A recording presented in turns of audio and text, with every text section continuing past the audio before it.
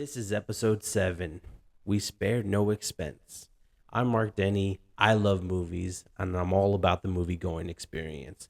So much so, I had to create a show called The Weekly Reference just so I had a place to geek out for a little bit. If you found this on YouTube, Spotify, or Apple Podcasts, I really appreciate you stopping by and checking it out. On this week's episode, we got a lot of little news, but mostly trailers to talk about in Mark's Top 5. We also got to talk about Michael Bay possibly returning to the Transformers franchise. And I saw Jurassic World Rebirth, and I want to give you my thoughts on it. So let's get into it. So, Mark's Top 5 this week. Let's start with something that is exciting. It's something tangible, but at the same time, we can't get our hopes up just yet. But Matt Reeves posted a pic with co-writer Mattson Tomlin, They finished the script for Batman Part 2. It's been long in the works. I mean, Batman came out with Robert Pattinson came out in 2022.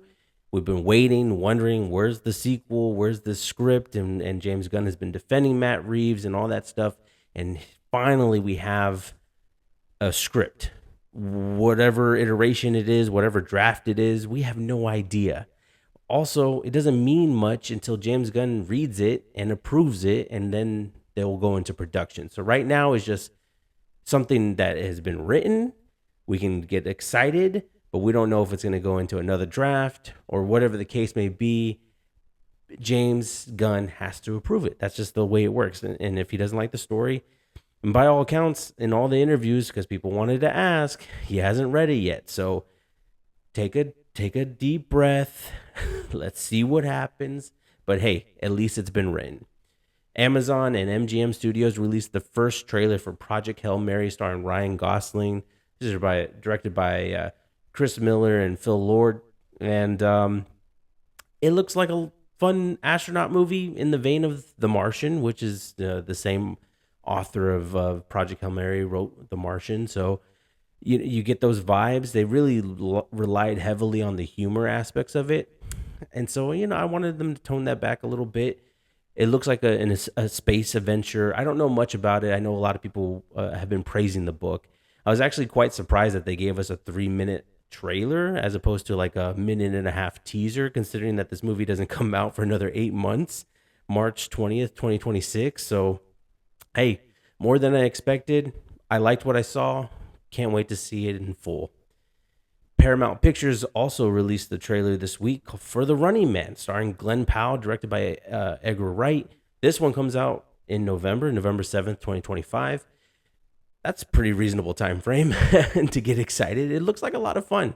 I grew up on Schwarzenegger's film, of course, but I don't have any like deep connections to it. I remember the yellow jumpsuits and stuff like that, and him taking on gladiators in different areas. So I'm excited for this one. This looks like it's kind of John Wick inspired. Now, of course, this is supposed to be, from what I understand, it's taking Stephen King's work and actually sticking to the source material. So, but if I felt that little John Wick thing where everyone's kind of going after this guy. Ben Richards, right? That's his name. So yeah, it looked pretty fun. Then Back to the Future celebrating 40 years this week. Are you kidding me? Are you kidding? I can't believe 40 years old. I love that movie. If you haven't seen Back to the Future, you need to pop that in right now. It's such a feel-good film, entertaining, filled with awesome sci-fi stuff, tropes or things that are used nowadays and things that are referenced nowadays because of this movie. The DeLorean, all this stuff. It's an incredible score by Alan Silvestri. So yeah, Back to the Future, 40 years old. Cheers. An amazing film. Amazing. And then The Odyssey. Listen, ladies and gentlemen, a couple weeks ago, we talked about it because World of Real revealed that, hey, there's going to be an Odyssey teaser attached to Jurassic World Rebirth because of the Universal Pictures situation and Nolan's relationship with them. First, we got the poster. Defy the Gods. Looked awesome. Really liked the poster. And then it leaked first. The teaser leaked. I didn't watch it. I knew I was going to go to the movies and I didn't want to spoil it. So I waited till I saw it in theaters. And honestly, when I sat down to watch Jurassic World Rebirth, they played Superman, Fantastic Four, and those kind of trailers, like 4 of them. And then they played, it's a draft house. So they played well, it's Flick's Brew House, but they played the things that they have on tap. And then I didn't even think about it. I was like, wait a minute, the Odyssey trailer. But then as soon as the lights went down, they put up the green band screen again. And I was like, wait a minute, they're playing trailers again? And then it was boom, signed copy. And I was like, oh yeah, the Odyssey trailer. And it looks awesome. I mean, it's a brief look. And from a couple weeks ago, I went through and watched all the teasers that Nolan had released. So it's more of the same, but you get a little more dialogue, a little more of a taste. John Bernthal looking like a badass, like always. Does anybody else have a story about Odysseus? Is he rich? Is he poor? Whatever. I forget exactly what he says, but it was just, I was sold in that moment. And it was like, Christopher Nolan, man, he could do anything. He can get me in a theater to see Sword and Sandals movies. He can get me in a theater. If he made a horror movie next, I would go see it. So yeah, man, it was a good teaser. Can't wait till the people get to see it online officially, not the leaks. But yeah, is Michael Bay returning to the Transformers franchise? Now, this has been some news coming around through, I believe, Puck News. Was it Puck News? That's the one who broke it first, and then everybody else kind of ran with it. Not Variety and Hollywood Reporter, so this is not like an official thing, but it is getting enough traction from people who are fairly reliable for all intents and purposes. So I wanted to talk about this because Michael Bay, obviously, I grew up on a lot of his films. Big fan of his, actually, for a lot of years. The 90s and the early 2000s. I mean, Bad Boys, The Rock, what else? Bad Boys 2, Armageddon, The Island. Like, all those movies came out at the right time where it was like, oh, I really like these movies. I like the humor. I like the cinematic nature of it all, the dramaticness of it all, the action of it all. I think that those are some of his best pieces of work. And then, of course, he jumped into the Transformers universe, and he's been a big part of it. He's been carrying the torch, or at the very least, his fingerprints and footprints are still felt, even in the new versions seen by other directors in the franchise. And so when I think of the Transformers franchise, I think Shia and Bay's collaboration on the first three is so much greater than Wahlberg's and Bay's work on their two films that they did for the Transformers universe. Yeah, the first three triumph over the last two of the Bay universe Transformer movies, if I could say so. And it's proof in the pudding too. I mean, the critic scores and the way people responded to financially. So I went through like the box office, and Rotten Tomatoes. Listen, Transformers has never been a highly rated a Rotten Tomato critic. It hasn't been critically loved. But if we look at it, you got Transformers, the first one, 57% critics were positive on it. It earned $319 million domestically, right? Revenge of the Fallen fell down to a 19%, and it was $402 million domestically. So obviously the first one bumped up the sequel, right? Even though critically it didn't do great, financially it did fantastic. Then you got Dark of the Moon, which is at a 35%, a little bit better than Revenge of the Fallen in terms of critics. And it earned $352 million domestically, and it went on to make $1.1 billion worldwide. Then Age of Extinction came out. That one's at 18%. That one got $245 million domestically and also earned $1.1 billion. Now, of course, I'm rounding all these numbers, so they vary. And then, of course, finally, critically, it still was low the last night at 16%. But finally, the audience kind of spoke with their dollars. It earned $130 million domestically. So it was the lowest financially, way lowest financially when it came to the Bay Transformers films. And then you go into the new directors. Director Travis Knight did Bumblebee, and that's a 91% critic rating, and it earned $127 million domestically. Then you got the director Stephen Cable Jr.'s Rise of the Beast, sitting at 51% and earned $157 million, so did a little bit better than Bumblebee. And then Transformers 1, criminally underrated film, the best film of the bunch, to be honest with you, directed by Josh Cooley, sitting at 89% critically, and it only earned $59 million domestically, which is such a shame because I that's one of the first movies I actually recommended when I came on to do, TikToks at first. I thought I was like, how is nobody talking about Transformers One? This movie is beautifully animated and so much praise about that film. And even if you look at Bumblebee, which has a nice critic score, I didn't really enjoy Bumblebee. I didn't really enjoy Rise of the Beast. So as a fan, I don't know if I'm just falling off as a Transformers fan, but if you look at Bays, I enjoyed the first one. It was a pleasant surprise. Revenge of the Fallen, I'm sorry, my sister and I went to the theater to see it like 4 times. Uh, and then The Dark of the Moon was something I was like, wow, this is incredible. This is cinema. And then Age of Extinction is kind of where I started to feel like, huh, this isn't as fun as it used to be. And this isn't as funny as I thought it was. And the action's getting kind of stale. And that's where I started to kind of get a little more critical about the Transformers films. And then, of course, The Last Night was such a bummer. And it kind of felt like Bay was burned out on it. And that's why he kind of like stepped away. So, in doing the different directors' visions, like Travis Knight, Josh Cooley, and Stephen Cable Jr., it felt like, okay, now we're doing like the Mission Impossible thing, right? Where the first 5 Mission Impossible movies all involved a different director. So it kind of felt like, okay, now we're in this direction where a new director gets to walk on and give their vision of the Transformer universe after 5 Michael Bay films.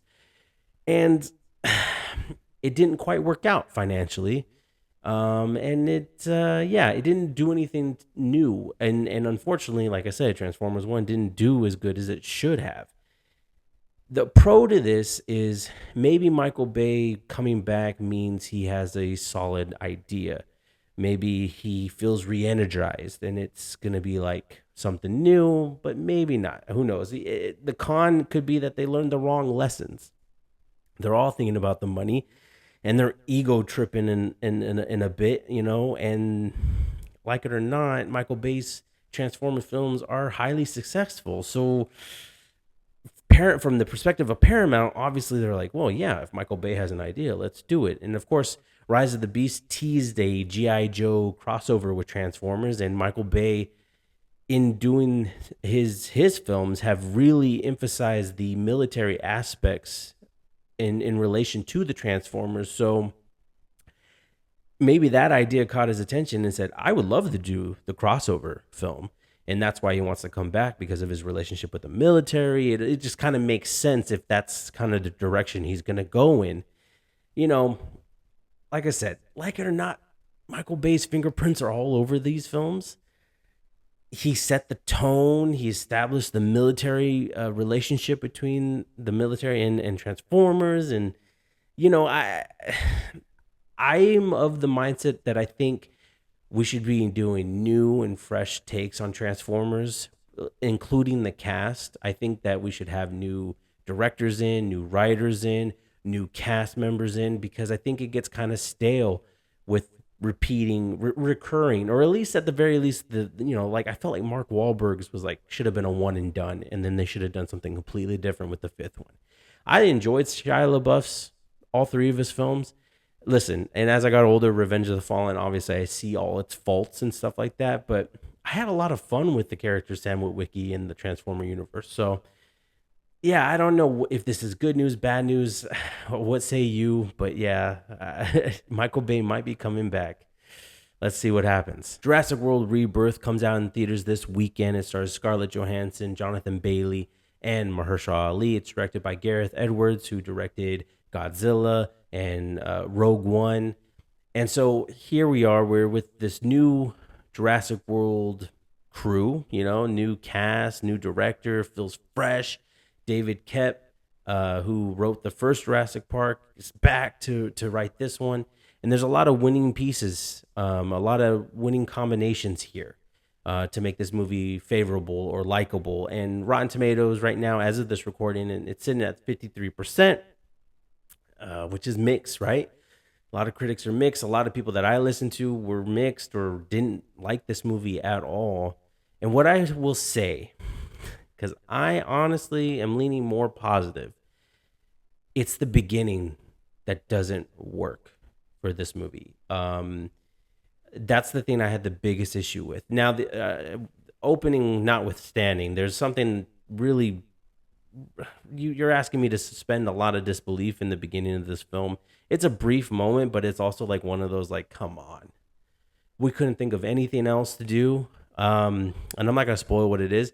It's in the first 2 minutes of the movie, and then after that, what I find I have the most issue with is the structure, the of how they are proceeding to feed us the exposition, right? The what they're going to do, what's the plan, and they introduce this pharmaceutical guy, and they introduce Scarlett Johansson's character, and they introduce Jonathan Bailey and Mahershala Ali, and the introductions are not they're not highlights like what they should feel. They should feel like these energetic, like who's that guy and who's that person, and wow, I like this person. I can't wait to see more of them. I didn't feel any of those connections to any of the characters in the opening. I don't know what they could have done differently, but it just wasn't like, when you meet Dr. Alan Grant, it's like, yeah, or Ian Malcolm, or John Hammond. Like there's a feeling that they're a bigger presence than, you know, and they're not as big of a presence as the dinosaurs, but they're a big deal. You feel it. You're like, oh, this is strong. I like this. I like this. And so none of the characters being introduced particularly are a big highlight in the beginning of the movie. It gets better though. They all get more interesting as you get along, which is what you should do. I just felt like they needed a little more oomph, a little more pop. And then, of course, in the beginning, it's a bit of a slog to get through. You kind of feel the time in the beginning because they have to set up so much. They have to introduce you to these characters, and it's like, okay. Where's the dinosaurs? Where's the dinosaurs? And that's what you're looking forward to. But I will say, once they make it to the island, yes, I'm in. I am locked in. I am sold. I am sold. There are 3 awesome dino experiences. One that feels like they definitely were trying to pay homage to the first Jurassic Park film, and you feel it. I felt it. I thought this was a great idea. This is awesome.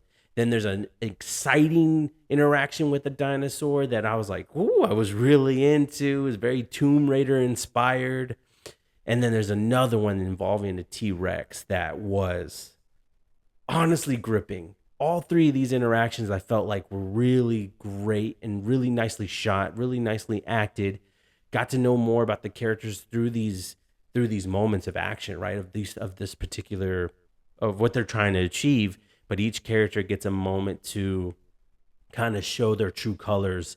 And that's where I really appreciated the movie the most was in this spot. There's a character in this movie that I don't know what they were thinking. It's like in one way I get it, but there's a character in this movie that you just really want to be. They did it on purpose. There's moments where you go, this guy needs to be eaten. You want him to be eaten, and there's some type of redemption arc with that character that I just. He's actually kind of forgotten about towards the end of the movie, to be honest with you. But like in the middle section, you're just like, I just want this guy to get eaten. And why isn't the dinosaurs going after him? Like, it was so frustrating.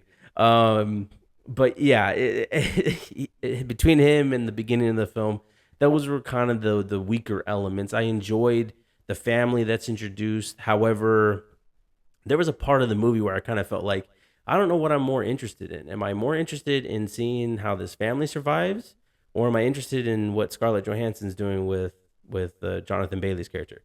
I don't know. Like I could have taken either or. If you wrote a movie just about the family, I would have accepted it. If you wrote a movie just about Scarlett Johansson's team, I would have accepted it. And then there's mutant dinosaurs. A lot of people have been talking about mutant dinosaurs. My issue with the mutant dinosaurs is that they're not utilized throughout the film. They're just kind of like more of a, here's a tease, and then here's here's a final battle, but like I didn't feel the impact. I didn't feel the fear. Like there's something that you could have done more to accentuate those characters, to accentuate those mutant dinosaurs and make them more scary. Maybe set it up in the beginning where that's what Scarlett Johansson finds out. But that's me nitpicking at the story and trying to figure out how to make it make sense. It's still pretty solid though. The final act is really solid. And I think the cast is wonderful. Mahershala Ali really sells me on a moment in the movie that I was about to get choked up with. I thought it worked really nicely. So I'm sitting at three out of five. I think I'm at 3 stars. I think it's definitely better than Fallen Kingdom. I think it's better than Dominion. It's a bit better than Lost World of Jurassic Park, but I feel like it's under Jurassic World with Chris Pratt. But it is the probably the third best film in this franchise. So I really enjoyed it. I'm more positive on it. Like I said, I was locked in once they make it to the island. I don't know if you guys will feel the same way. And there's one thing I want to say. They need to get rid of this idea promptly. They introduced this idea in Jurassic World with Chris Pratt that because the idea was that they have this park full of dinosaurs and kids are going to this and teenagers are going to it and they're bored, they're on their phones, and it's supposed to be like this, way of the future that technology is going to distract, kids from being in awe of dinosaurs. This film reemphasizes that, but except now it's the whole world, it's the whole population that are kind of like disinterested in dinosaurs, and I think that is a whack idea. It's a terrible idea. They need to stop it. They need to stop that idea because you're telling me you're not going to be in awe if you see a Brontosaurus, by an overpass. Are you kidding me? Like, I'm just saying, like, you can't, it doesn't matter if these animals are extinct or in this world is a fantasy place. There's no way that people will be disappointed or disinterested in a dinosaur if they actually saw him. So, please get rid of that idea. Like I said, I know you set it up back in 2015. It let that idea go. Don't have this a part of the Jurassic World franchise anymore because it's stupid. It's get rid of it. That's it for this week. Like, subscribe, comment to say hi, or share your excitement for any of the trailers that I talked about in Marc's Top 5. What's your idea about Michael Bay returning to the Transformer franchise? Yay or nay? And if you saw Jurassic World Rebirth, please don't be afraid to share your thoughts below. I would love to hear them, love to see them. Until next week, clever girl.